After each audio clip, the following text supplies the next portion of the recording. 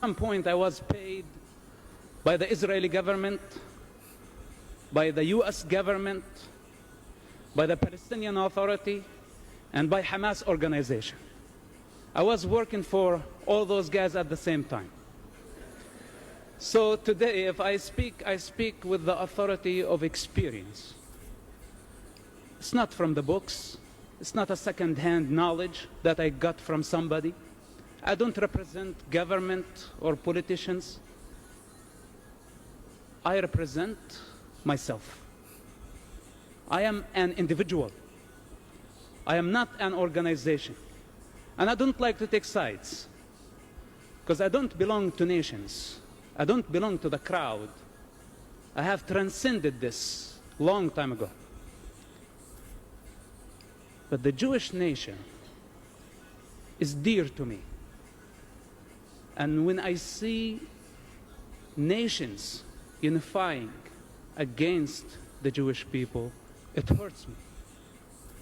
Because at some point, I thought the Jewish people were the enemies of humanity. I thought that they were the enemies of our people, the Palestinian people, until I came to experience what the Jewish nation really is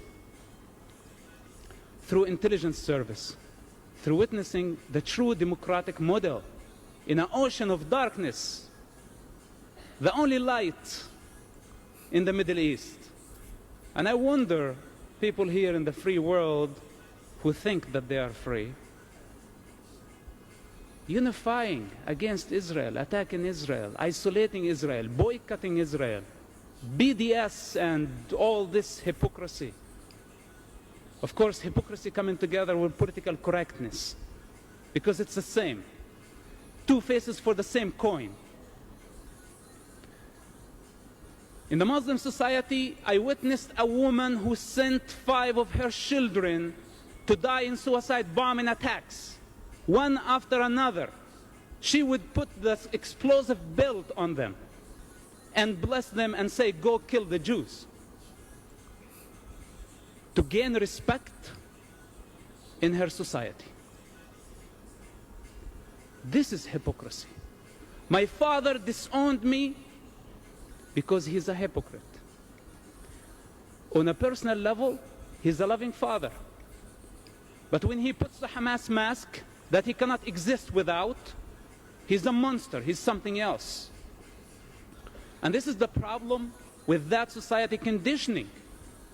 That if you take individuals on the side, they're just human beings like us. Any of us could have or have been brought in that environment, would be conditioned in the same way. The human condition does not differentiate between an Arab or a Jewish person. But the collective mind of the society is representing something. Is representing an ideology, a culture, a state of consciousness that calibrates in darkness, that calibrates in the 7th and 6th centuries,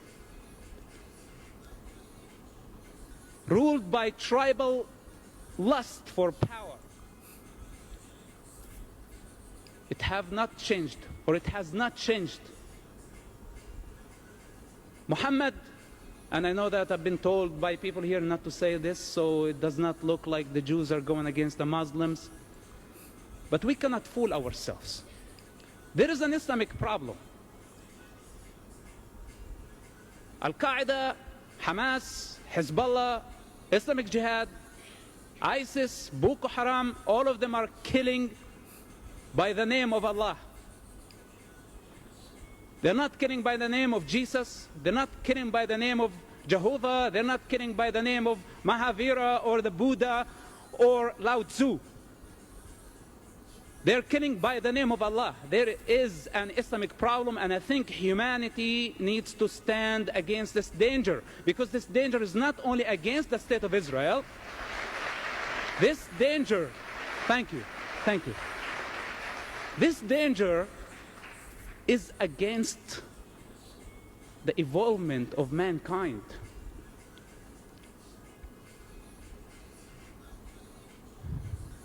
political correctness. I don't know if there is any CNN reporters or representatives here tonight.